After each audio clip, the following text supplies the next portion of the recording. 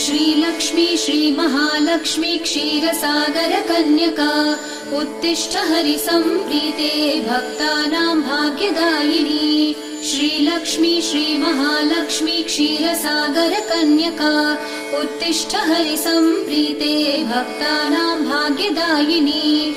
उत्तिष्ठोत्तिष्ठ श्रीलक्ष्मी विष्णुवक्षस्थलालये उत्तिष्ठ करुणापूर्णे लोकानां शुभदायिनी। उत्तिष्ठोत्तिष्ठ श्रीलक्ष्मी विष्णुवक्षस्थलालये उत्तिष्ठ करुणापूर्णे लोकानां शुभदायिनी। श्रीपद्ममध्यवसिते वरपद्मनेत्रे श्रीपद्महस्तचिरपूजित पद्मपादे श्रीपद्मजात जननी शुभपद्मवक्त्रे श्रीलक्ष्मी भक्तवरदे तव सुप्रभातम्।